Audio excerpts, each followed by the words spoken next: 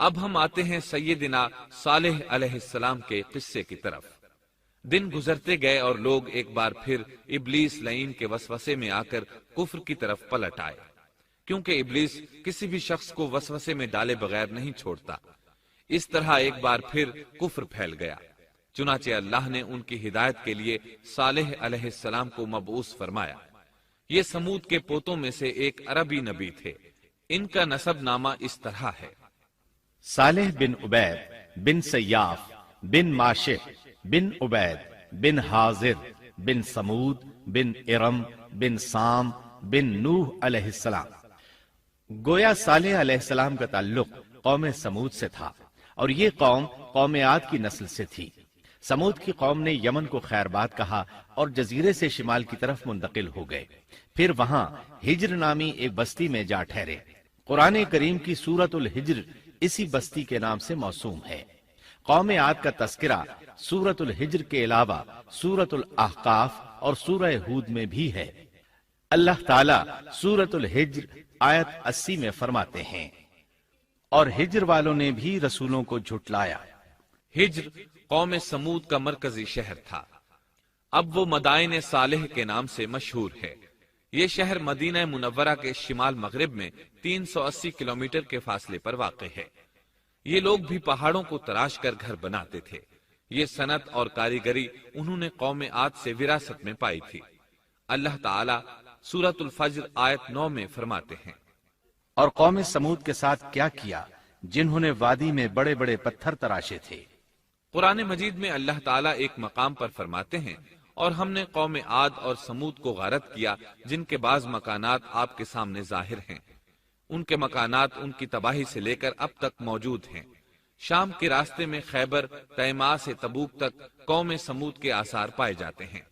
یہ لوگ کس طرح پتھر تراش تراش کر گھر بناتے تھے، اللہ تعالیٰ نے سورۃ الاعراف آیت 74 میں اس کا ذکر کیا ہے۔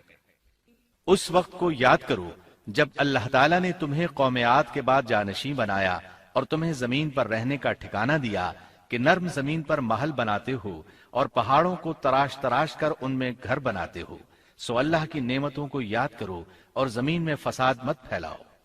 یہ آیت ان کی طاقت، جسم کی صلاحیت اور ماہر فن ہونے پر دلیل ہے۔ پہاڑوں کو تراشنا دراصل قوم عاد کی عادت تھی۔ یہ بھی چونکہ انہی سے تھے، اس لیے وراثت میں یہ کام انہیں بھی آ گیا تھا۔ جس طرح اللہ نے عاد کو اپنی نعمتوں سے نوازا تھا، اسی طرح سمود کو ان سے بڑھ کر نعمتیں دی تھی۔ اللہ تعالیٰ صالح علیہ السلام کی زبانی ان سے فرماتے ہیں، اے قوم سمود، کیا تمہیں ان چیزوں میں بے فکری سے رہنے دیا جائے گا، یعنی باغات، چشموں، کھیتوں اور کھجوروں میں جن کا خوشہ ملائم ہے، اور تم پہاڑوں کو تراش کر پرتکلف گھر بناتے ہو، بس اللہ سے ڈرو اور میرا کہنا مانو۔ لیکن ان لوگوں نے ہر طرح سے قوم عاد کی پیروی کی، نصیحت پکڑنے کی بجائے بتوں کی عبادت شروع کر دی۔ اللہ نے ان کے درمیان صالح علیہ السلام کو مبعوث فرمایا۔ آپ نبوت ملنے سے پہلے بھی عقل مند اور علم والے تھے، باعزت گھرانے سے تعلق رکھتے تھے، اپنے معاملات میں لوگ ان سے مشورے لیتے تھے، لہٰذا انہیں ایک خاص مقام حاصل تھا۔ لیکن جب آپ نے انہیں ایک اللہ پر ایمان لانے، اس کے سوا کسی کی عبادت نہ کرنے کی دعوت دی تو ان کا ساتھ چھوڑ گئے۔ جواب میں ان سے کہنے لگے، اے صالح، اس سے پہلے تو ہم تجھ سے بہت کچھ امیدیں لگائے ہوئے تھے۔ مطلب یہ کہ پہلے تو ہمارے نزدیک آپ کا بہت مرتبہ تھا، مقام تھا، ہمیں آپ سے بہت امیدیں تھیں، لیکن آپ نے تو یہ باتیں کہہ کر ہماری ساری امیدوں پر پانی پھیر دیا۔ ان کے اس جواب کے باوجود صالح علیہ السلام انہیں اللہ کی طرف بلاتے رہے اور ان سے کہتے رہے، اے میری قوم، اللہ کی عبادت کرو، اس کے سوا تمہارا کوئی معبود نہیں۔ تمام انبیاء کی اپنی اپنی قوم کو یہی دعوت تھی کہ اے لوگو، اللہ کی عبادت کرو، اسی نے تمہیں زمین سے پیدا کیا ہے، اسی نے تمہیں زمین میں آباد کیا ہے، اس سے معافی طلب کرو، یقیناً میرا رب قریب ہے اور دعاؤں کو قبول کرنے والا ہے۔ اے میری قوم، تم نیکی سے پہلے برائی کی جلدی کر رہے ہو، اللہ سے معافی کیوں نہیں مانگتے کہ تم پر رحم کیا جائے؟ اللہ سے ڈرو، میری اطاعت کرو، حد سے گزر جانے والے بے باک لوگوں کی اطاعت سے باز آؤ، وہ ملک میں فساد پھیلا رہے ہیں اور اصلاح نہیں کرتے۔ صالح علیہ السلام نے ہود علیہ السلام کی طرح اپنی قوم کو نصیحت کی، لیکن ان ظالموں نے بھی اسی طرح کفر کیا جیسے قوم عاد نے کیا تھا۔ کہنے لگے یہ کیسے ہو سکتا ہے کہ ہم اپنے میں سے ایک شخص کے تابع ہو جائیں؟ اس اکیلے کی اتنی زیادہ فضیلت کی آخر کیا وجہ ہے؟ ہم نہیں مان سکتے کہ ہم میں صرف اسی ایک پر اللہ کی باتیں نازل ہوتی ہیں۔ پھر وہ اس سے بھی آگے بڑھے اور اللہ کے نبی کو کھلے الفاظ میں پرلے درجے کا جھوٹا کہا، جادوگر کہا۔ پھر یہ سرکش اور کافر لوگ صالح علیہ السلام کے ساتھ ایمان لانے والے کمزور غریب لوگوں کو مخاطب کر کے کہنے لگے، کیا تم صالح پر ایمان رکھتے ہو؟ ہم تو اس کے منکر ہیں۔ اس طرح صالح علیہ السلام دن رات انہیں دعوت دیتے رہے، یہاں تک کہ یہ لوگ صالح علیہ السلام سے کہنے لگے، تم نے اور تمہارے ساتھیوں نے ہمارے اندر نحوست پھیلا رکھی ہے اور اسی لیے ہم مشکلات اور مصائب کا شکار ہیں، لہٰذا تم ہم سے دور ہو جاؤ۔ صالح علیہ السلام نے انہیں جواب دیا، تم پر نحوست اللہ کی طرف سے ہے، تم فتنے میں پڑے ہوئے لوگ ہو۔ پھر اس کے بعد وہ لوگ صالح علیہ السلام سے مکمل طور پر دشمنی کرنے لگے اور انہوں نے آپ کو یہاں تک کہہ دیا کہ آپ ہماری مجلس میں نہ آیا کریں کیونکہ آپ منحوس ہیں۔ پھر بات یہاں تک پہنچی کہ صالح علیہ السلام نے انہیں اللہ کے عذاب سے ڈرایا، دھمکایا اور کہا، اے میری قوم کے لوگوں، ذرا بتلاؤ تو اگر میں اپنے رب کی طرف سے کسی مضبوط دلیل پر ہوا اور اس نے مجھے اپنے پاس سے رحمت عطا کی ہو، پھر میں نے اس کی نافرمانی کی، تو کون ہے جو اس کے مقابلے میں میری مدد کرے؟ تم تو میرا نقصان ہی بڑھا رہے ہو۔ یعنی فرض کرو اگر میں حق پر ہوا اور یقیناً میں حق پر ہوں اور اللہ تعالیٰ نے مجھے اپنی نبوت سے بھی نوازا ہے، پھر بھی میں تمہاری باتوں میں آ کر اس کی نافرمانی کروں تو بلا شبہ اس وقت میں گھاٹے میں ہوں گا اور تم بھی خسارہ پانے والے ہوگے۔ اس پر وہ ظالم لوگ مقابلے پر اتر آئے، کہنے لگے اگر تو سچا ہے تو کوئی معجزہ لے آ، لیکن وہ معجزہ ہماری مرضی کے مطابق ہو، اس صورت میں ہم ضرور ایمان لے آئیں گے۔ آپ ایسا کریں کہ بستی کے کنارے پتھریلی چٹان میں سے دودھ دینے والی 10 ماہ کی حاملہ اونٹنی نکالیں، اس کا رنگ سرخ ہو۔ صالح علیہ السلام سے یہ مطالبہ کر کے وہ سردار لوگ ایک طرف بیٹھ گئے اور مذاق اڑانے لگے۔ ایک کہنے لگا اونٹنی 10 ماہ کی ہو، حاملہ ہو، دوسرا کہنے لگا لازمی طور پر اس کا رنگ سرخ ہو، پھر ایک تیسرا سردار بولا اس کی کھال پر بہت زیادہ اون ہو، چوتھا بولا موٹی تازی ہو، ہم نے پہلے اس قسم کی اونٹنی دیکھی نہ ہو، پانچواں بولا وہ اتنی بڑی ہو کہ اکیلی ایک دن تمام کنویں کا پانی پی جائے اور دوسرے روز ہم پیئیں۔ یہ لوگ اسی طرح مذاق اڑا رہے تھے کہ صالح علیہ السلام نے ان سے کہا، اگر تمہاری مطلوبہ اونٹنی تمہیں مل جائے تو کیا تم ایمان لے آؤ گے؟ سب نے مل کر کہا، ہاں ضرور لے آئیں گے۔ صالح علیہ السلام نے فرمایا، تب تم ایک دن سب لوگوں کو جمع کر لو۔ مقررہ دن وہ لوگ جمع ہو گئے۔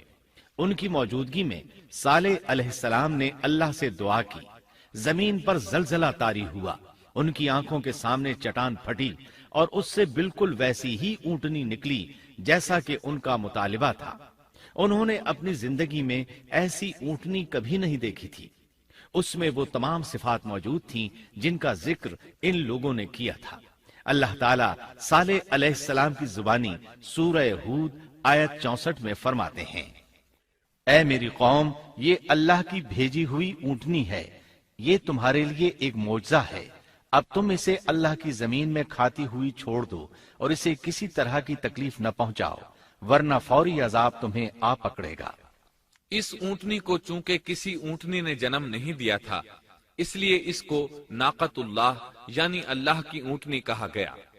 پھر صالح علیہ السلام نے فرمایا، لوگو سن لو، ایک دن یہ اونٹنی پانی پیے گی، ایک دن تم پیو گے، تم میں سے کوئی اسے تکلیف نہ پہنچائے، ورنہ اللہ کا بدترین عذاب تم پر نازل ہوگا۔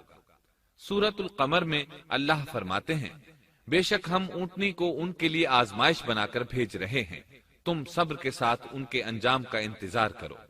اس نشانی کے ظہور کے بعد اللہ تعالیٰ نے صالح علیہ السلام کو مخاطب کر کے فرمایا، تم اب دیکھتے رہو کہ ان کا انجام کیا ہوتا ہے، ان کی سختیوں پر صبر کرو، ان سے کہہ دو کہ پانی پر ایک دن ان کا اختیار ہوگا اور ایک دن اس اونٹنی کا، خبردار کوئی زیادتی نہ کرے اور اس اونٹنی کو پانی پینے سے نہ روکے۔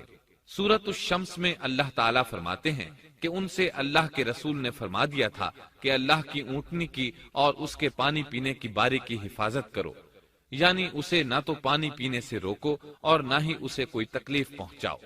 اس معجزے کو دیکھ کر لوگ دو گروہوں میں بٹ گئے۔ بہت کم لوگوں نے صالح علیہ السلام کی پیروی کی، ان پر ایمان لائے، جبکہ اکثر لوگ پھر بھی اپنے کفر پر ڈٹے رہے۔ اللہ تعالیٰ فرماتے ہیں ان لوگوں نے خود معجزے کا مطالبہ کیا تھا، لیکن اس کو اپنی آنکھوں سے دیکھنے کے باوجود ظلم پر اڑے رہے اور کفر پر اصرار کرتے رہے۔ سورۃ الحجر آیت 81 میں اللہ فرماتے ہیں اور انہیں ہم نے اپنی نشانیاں بھی عطا فرمائی تھیں، لیکن پھر بھی وہ ان سے گردن موڑنے والے ہی رہے۔ اسی طرح سورہ بنی اسرائیل میں اللہ تعالیٰ فرماتے ہیں ہم نے قوم سمود کو نشان کے طور پر اونٹنی عطا فرمائی تھی، لیکن انہوں نے اس پر ظلم کیا۔ بلا شبہ وہ ایک واضح نشانی تھی، کوئی شخص یہ نہیں کہہ سکتا تھا کہ جادوگروں نے اسے پیدا کیا ہے۔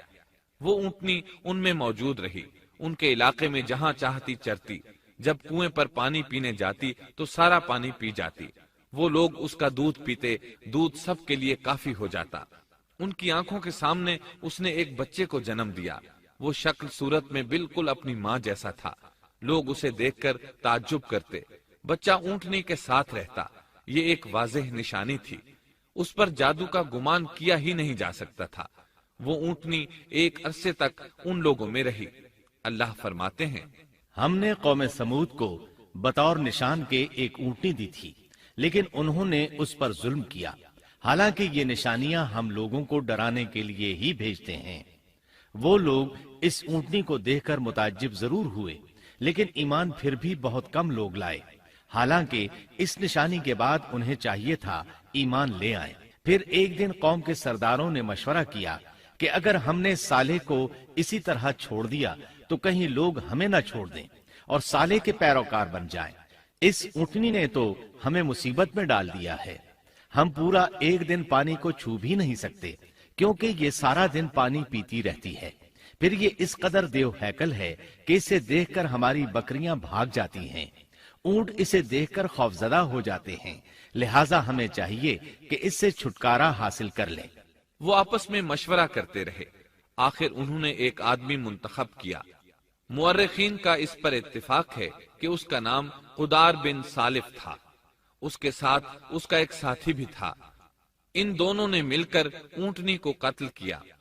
اللہ تعالیٰ سورۃ القمر آیت 29 اور 30 میں فرماتے ہیں پھر انہوں نے اپنے ساتھی کو بلایا، تب اس نے ہاتھ بڑھایا اور اس کی کونچیں کاٹ دیں، پھر دیکھا ہمارا عذاب اور ڈراوا کیسا تھا۔ اس قدار کے بارے میں نبی کریم صلی اللہ علیہ وسلم کا ارشاد ہے کہ پہلے لوگوں میں سے سب سے زیادہ بدبخت یہی تھا۔ اللہ تعالیٰ نے قرآن مجید میں اس کا ذکر یوں فرمایا ہے فَنَادَوْا صَاحِبَهُمْ، پھر انہوں نے اپنے ساتھی کو پکارا۔ سورۃ الشمس میں اللہ فرماتے ہیں جب ان میں بڑا بدبخت شخص اٹھ کھڑا ہوا، یہ بدبخت قدار اٹھا، اپنے ساتھی کو ساتھ لیا اور اونٹنی کو قتل کرنے کے لیے تیار ہو گئے۔ آپس میں مشورہ ہوا کہ یہ نہ کہا جائے ہم نے اسے قتل کیا ہے، اس طرح باقی لوگوں نے بھی ان سے اتفاق کیا۔ اللہ تعالیٰ سورہ نمل آیت 48 میں فرماتے ہیں اور اس شہر میں 9 آدمی ایسے تھے جو زمین میں فساد کرتے تھے اور اصلاح نہیں کرتے تھے۔ مطلب یہ کہ یہ لوگ فساد کی انتہا کو پہنچے ہوئے تھے، ان میں بھلائی نام کو نہیں تھی اور نہ ان کا فساد کی اصلاح کا ارادہ تھا۔ بخاری، مسلم اور مسند احمد کی ایک حدیث میں ہے رسول اللہ صلی اللہ علیہ وسلم نے ایک بار اپنے خطبے میں اس اونٹنی اور اسے مار ڈالنے کا ذکر فرمایا۔ آیت اذم بعثا اشقاہا کی تلاوت کرتے ہوئے فرمایا کہ جیسے ابو زمعہ تھا، اسی جیسا یہ شخص بھی اپنی قوم میں عزیز، دلیر اور بڑا آدمی تھا۔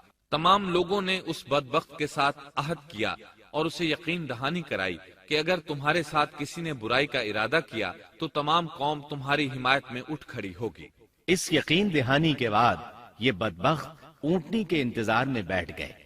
اونٹنی پہاڑ کی طرف سے آتی تھی اور پانی پی کر واپس چلی جاتی تھی، یہی اس کا معمول تھا۔ جب ان لوگوں نے چٹان سے اونٹنی کو نکلتے دیکھا تو اچانک حملہ کرنے کے لیے آگے بڑھے، لیکن اس کا جثہ دیکھ کر خوفزدہ ہو گئے، الٹے پاؤں بھاگے۔ بدبخت قدار نے اپنے ساتھیوں کی یہ حالت دیکھی تو ہنس پڑا اور آگے بڑھ کر اونٹنی کی ران میں تیر مارا۔ اس سے اونٹنی کی ران کی ہڈی ٹوٹ گئی اور وہ نیچے گر گئی۔ پھر اس ظالم نے اپنے ساتھیوں کو آواز دی اور آگے بڑھ کر اونٹنی کی کونچیں کاٹ دی۔ سورۃ الشمس میں اللہ تعالیٰ فرماتے ہیں، ان لوگوں نے اپنے پیغمبر کو جھوٹا سمجھ کر اس اونٹنی کی کونچیں کاٹ دی، پس ان کے رب نے ان کے گناہوں کے باعث ان پر ہلاکت ڈالی اور پھر ہلاکت کو عام کر دیا اور اس بستی کو برباد کر دیا۔ اونٹنی کی کونچیں کاٹ دیے جانے کے بارے میں اللہ تعالیٰ ایک دوسرے مقام پر فرماتے ہیں کہ پس انہوں نے اونٹنی کو مار ڈالا اور اپنے پروردگار کے حکم سے سرتابی کی اور کہنے لگے، اے صالح، جن عذابوں سے تو ہمیں دھمکاتا رہتا تھا، اگر تو واقعی پیغمبر ہے تو ان عذابوں کو ہم پر نازل کرا دے۔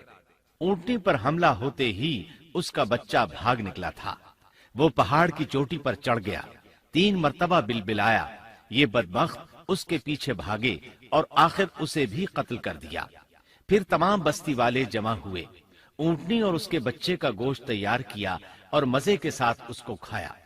اس جرم میں ان سب نے شرکت کی، البتہ جو لوگ صالح علیہ السلام پر ایمان لے آئے تھے وہ الگ تھلگ رہے۔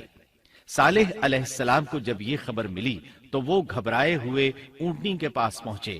اونٹنی بے جان پڑی تھی، اس کا بچہ بھی بے جان تھا۔ لوگ ان کے گرد جمع تھے اور ان کا گوشت کھا رہے تھے۔ اس وقت صالح علیہ السلام نے ان سے کہا، اس پر صالح نے کہا کہ اچھا تم 3 دن تک اپنے گھروں میں رہ سہ لو، یہ وعدہ جھوٹا نہیں ہے۔ مطلب یہ کہ تمہیں صرف 3 دن کی مہلت ہے، اس کے بعد تم سب کے سب ہلاک کیے جاؤ گے۔ وہ صالح علیہ السلام کی بات کو رد کرتے ہوئے انہیں دھمکیاں دینے لگے کہ جن عذابوں کا تو ہم سے وعدہ کر رہا ہے، اگر تو سچا ہے تو ان کو ہم پر نازل کر دے۔ اس کے بعد وہ جمع ہو کر مشورہ کرنے لگے کہ آج رات صالح کو بھی مار ڈالو۔ ان کے اس مشورے کے بارے میں اللہ تعالیٰ سورۃ النمل آیات 48 اور 49 میں فرماتے ہیں، اس شہر میں 9 سردار تھے، وہ زمین میں فساد پھیلاتے رہتے تھے اور اصلاح نہیں کرتے تھے۔ انہوں نے آپس میں بڑی بڑی قسمیں کھا کھا کر عہد کیا کہ رات ہی کو صالح اور اس کے گھر والوں پر چھاپا ماریں گے اور اس کے وارثوں سے صاف کہہ دیں گے کہ ہم اس کے اہل کی ہلاکت کے وقت موجود نہیں تھے اور ہم بالکل سچے ہیں۔ اب یہ لوگ صالح علیہ السلام کے گھر کی طرف چلے۔ اللہ تعالیٰ سورۃ النمل آیات 50 اور 51 میں فرماتے ہیں، اور انہوں نے ایک داؤ کھیلا، سو ہم نے بھی ایک ایسا داؤ کھیلا کہ انہیں خبر بھی نہ ہوئی۔ پھر دیکھو کہ ان کے داؤ کا کیا انجام ہوا، ہم نے انہیں اور ان کی ساری قوم کو ہلاک کر دیا۔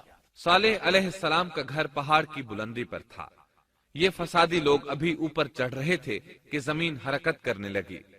ایک چٹان اوپر سے لڑھکتی ہوئی آئی اور ان تمام کو پیس کر رکھ دیا۔ ان 9 فسادی لوگوں کی ہلاکت کے ساتھ ہی اللہ کے عذاب کی ابتدا ہو چکی تھی۔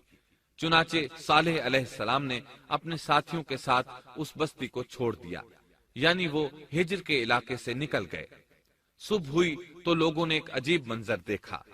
قوم سمود کے تمام لوگوں کے چہرے زرد پڑ چکے تھے، وہ سب رونے لگے کیونکہ عذاب کے آثار شروع ہو چکے تھے۔ دوسرے دن تمام لوگوں کے چہرے آگ کی طرح سرخ ہو گئے اور تیسرے دن تمام کے چہرے سیاہ ہو چکے تھے۔ اپنی یہ حالت دیکھ کر سب لوگ رونے اور چیخ پکار کرنے لگے، اپنی قبریں کھودنے لگے۔ اب انہیں یقین ہو چکا تھا کہ عذاب کا وعدہ برحق تھا۔ اللہ تعالیٰ نے انہیں پہلی قوموں کی طرح ایک قسم کا عذاب نہیں دیا تھا، جیسے قوم نوح کو صرف طوفان کے ذریعے ہلاک کیا گیا، قوم عاد کو صرف طوفانی ہوا کے ذریعے ہلاک کیا گیا، لیکن قوم سمود کو اللہ تعالیٰ نے طرح طرح کے عذابوں سے دوچار کیا، اس لیے کہ انہوں نے اپنی مطلوبہ شرط پوری ہونے کے باوجود ایمان قبول نہیں کیا تھا۔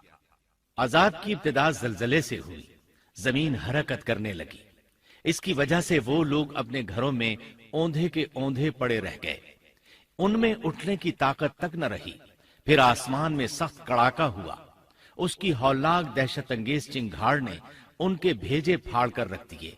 ایک ہی لمحے میں ایک ساتھ وہ سب ڈھیر ہو گئے۔ ان کی ہلاکت اور تباہی کو بیان کرتے ہوئے اللہ تعالی سورۃ الزاریات آیات 43 تا 45 میں فرماتے ہیں، اور سمود کے قصے میں بھی عبرت ہے جب ان سے کہا گیا کہ تم کچھ دن تک فائدہ اٹھا لو، لیکن انہوں نے اپنے رب کے حکم سے سرتابی کی، اس پر انہیں ان کے دیکھتے دیکھتے تیز و تند کڑاکے نے ہلاک کر دیا، پس نہ تو وہ کھڑے ہو سکے اور نہ بدلہ لے سکے۔ اسی طرح سورہ ہود میں اللہ تعالیٰ نے ان کی تباہی کا نقشہ اس طرح کھینچا ہے کہ ایک زور کی کڑک نے ان ظالموں کو آ لیا، پھر تو وہ اپنے گھروں میں زانوں کے بل مردہ پڑے رہ گئے، ایسے گویا کہ وہ کبھی آباد ہی نہ تھے۔ سورۃ القمر میں اللہ نے ان کی رسوائی ان الفاظ میں بیان کی ہے، ہم نے ان پر ایک چیخ بھیجی، پھر وہ ایسے ہو گئے جیسے کانٹوں کی باڑ کا چورا۔ دوسری طرف صالح علیہ السلام اور ان کے ساتھیوں کو اللہ تعالیٰ نے اپنی رحمت سے نجات دی۔ اللہ تعالیٰ سورہ ہود آیت 66 میں فرماتے ہیں، پھر جب ہمارا فرمان آ پہنچا ہم نے صالح اور ان پر ایمان لانے والوں کو اپنے فضل سے اس سے بچا لیا اور اس دن کی رسوائی سے بھی، یقیناً تیرا پروردگار نہایت توانا اور غالب ہے۔ اس قوم کے آثار آج تک باقی ہیں، مدینہ منورہ کے شمال مغرب میں ان کے گھر موجود ہیں، اب یہ علاقہ مدائن صالح کے نام سے مشہور ہے۔ سورۃ النمل میں اللہ تعالیٰ فرماتے ہیں، پس یہ ان کے گھر ہیں جو ان کے ظلم کے سبب ویران پڑے ہیں، بے شک اس میں دانش مندوں کے لیے نشانیاں ہیں۔ اللہ تعالیٰ نے ان کے نشانات کو آج تک باقی رکھا ہے تاکہ بعد میں آنے والوں کو یقین ہو جائے اور کسی قسم کا شک نہ رہے۔ عذاب کے آثار نمودار ہونے پر صالح علیہ السلام نے ان سے فرمایا تھا، اے میری قوم، میں نے تمہیں اپنے پروردگار کا حکم پہنچا دیا تھا اور میں نے تمہاری خیر خواہی کی، لیکن تم لوگ خیر خواہوں کو پسند نہیں کرتے۔ اس کے بعد صالح علیہ السلام اپنے ساتھیوں کے ساتھ وہاں سے ہجرت کر کے فلسطین آ گئے، وہیں رملہ نامی بستی میں رہنے لگے اور یہیں آپ کی وفات ہوئی۔ نبی کریم صلی اللہ علیہ وسلم صحابہ کرام رضی اللہ عنہم کے ساتھ تبوک تشریف لے گئے تو آپ نے مدائن صالح کے قریب قیام فرمایا تھا۔ صحابہ نے ان کنووں سے پانی لے لیا جو قوم سمود کے استعمال میں رہے تھے، کچھ برتن بھی وہاں سے لے لیے۔ آپ کو پتہ چلا تو آپ نے حکم فرمایا، ان برتنوں کو توڑ دو اور اس پانی کو بہا دو اور اس پانی سے جو کھانا تیار کیا ہے اس کو الٹ دو۔ آپ نے انہیں ان گھروں میں داخل ہونے سے بھی روک دیا جن میں اللہ کا عذاب نازل ہوا تھا۔ آپ صلی اللہ علیہ وسلم نے فرمایا، میں ڈرتا ہوں تم پر بھی ایسا عذاب نہ آ جائے جیسا ان پر آیا تھا، اس لیے ان کے علاقے میں داخل نہ ہوا کرو، اور اگر داخل ہونا پڑ جائے تو روتے ہوئے داخل ہوا کرو، اور رونا نہ آئے تو رونے جیسی شکلیں بنا لیا کرو تاکہ تمہارا شمار ظالموں میں نہ ہو۔ اللہ تعالیٰ فرماتے ہیں، آگاہ رہو، قوم سمود نے اپنے رب سے کفر کیا، سن لو ان سمودیوں پر پھٹکار ہے۔ قرآن میں ان کا قصہ 26 سے زائد مرتبہ بیان کیا گیا ہے۔ اس کے بعد لوگ ایمان کی حالت میں امن چین کی زندگی بسر کرنے لگے، لیکن پھر نئے سرے سے ان میں خرابی پیدا ہوئی۔ شیطان نے پھر اپنا کام دکھایا، ان کے دلوں میں وسوسہ ڈالا اور فلسطین، عراق، مصر اور جزیرے کے نواحی علاقوں میں شرک پھیل گیا۔ لوگ ایک بار پھر کفر کی طرف پلٹ پڑے۔ اس پورے قصے میں چند عبرتیں ہیں، آئیے ذرا ان کا بھی ذکر ہو جائے۔ اللہ تعالیٰ کی اونٹنی اگرچہ سیدنا صالح علیہ السلام کی نبوت کا ایک نشان تھی، ان کی سچائی کا ثبوت تھی، لیکن قرآن کریم کی وضاحت یہ ہے کہ وہ قوم سمود کی آزمائش کے لیے تھی اور وہی ان کی ہلاکت کا نشان ثابت ہوئی، جیسا کہ سورۃ القمر میں اللہ تعالیٰ فرماتے ہیں، بے شک ہم اونٹنی کو ان کی آزمائش اور امتحان کے لیے بھیجنے والے ہیں، پس تو ان کے انتظار میں رہ اور صبر اختیار کر۔ سنت اللہ یہ رہی ہے کہ اگر وہ اپنے پیغمبر کو کسی قوم کی ہدایت کے لیے بھیجے اور قوم اس کی ہدایت پر کان نہ دھرے تو ضروری نہیں کہ وہ قوم ہلاک کر دی جائے، لیکن جو قوم اپنے نبی سے اس وعدے پر نشان طلب کرے کہ اگر ان کا مطلوبہ نشان ظاہر ہو گیا تو وہ ایمان لے آئیں گے، اور پھر نشان آ جانے کے بعد وہ ایمان نہ لائے تو اس قوم کی ہلاکت یقینی ہے۔ اللہ تعالیٰ پھر اس قوم کو معاف نہیں کرتے جب تک کہ وہ تائب نہ ہو جائے اور اللہ کے دین کو قبول نہ کرے، یا عذاب الہی سے صفائے ہستی سے مٹ کر دوسروں کے لیے عبرت کا نشان بن جائے۔ لیکن اس سنت سے نبی کریم صلی اللہ علیہ وسلم کی امت مستثنا ہے، اس لیے کہ آپ صلی اللہ علیہ وسلم نے وضاحت فرمائی ہے، میں نے اللہ تعالیٰ سے دعا مانگی ہے کہ اللہ تعالیٰ میری امت میں عذاب عام مسلط نہ فرمائے، اور اللہ نے میری دعا قبول فرما لی۔ قرآن میں اللہ تعالیٰ نے نبی کریم صلی اللہ علیہ وسلم کی اس بات کی یوں تصدیق کی ہے، اے رسول، اس حال میں کہ تو ان میں موجود ہے، اللہ تعالیٰ ان کافروں پر عذاب مسلط نہیں کرے گا۔ اور یہ ایک خطرناک غلطی ہے، نفس کا دھوکہ ہے کہ انسان عیش و عشرت اور دنیاوی جاہ و جلال کو دیکھ کر یہ خیال کر بیٹھے، یہ گمان کر لے کہ جس قوم یا فرد کے پاس یہ سب کچھ موجود ہے وہ ضرور اللہ تعالیٰ کے سائے میں ہے، اور یہ کہ ان کی یہ خوش عیشی اس بات کی علامت ہے کہ اللہ تعالیٰ کی خوش نودی ان کے ساتھ ہے۔ یہ نفس کا دھوکہ ہے، غلط فہمی ہے، بلکہ کج فہمی ہے۔ قرآن کریم کے اس واقعے میں جگہ جگہ اس بات کی وضاحت ہے کہ بعض اوقات زیادہ سے زیادہ خوش عیشی زیادہ سے زیادہ عذاب کا پیش خیمہ ثابت ہوتی ہے، اگرچہ قوموں کے لیے اس کی مدت چند ماہ یا چند سال نہیں بلکہ گھبرا دینے والی مدت ہی کیوں نہ ہو، مگر ہر قسم کی دنیاوی کامیابیوں اور خوش عیشیوں کے ساتھ جب ظلم، سرکشی اور غرور کسی قوم کا مستقل شعار بن جائے تو سمجھ لو اس کی تباہی اور ہلاکت کا وقت قریب آ پہنچا۔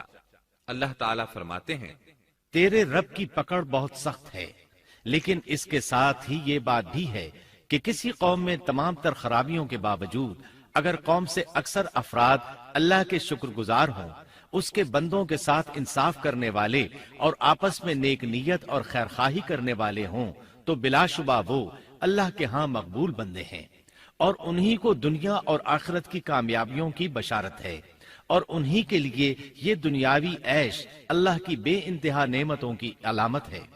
انہی الفاظ پر سیدنا صالح علیہ السلام کا قصہ اختتام کو پہنچا۔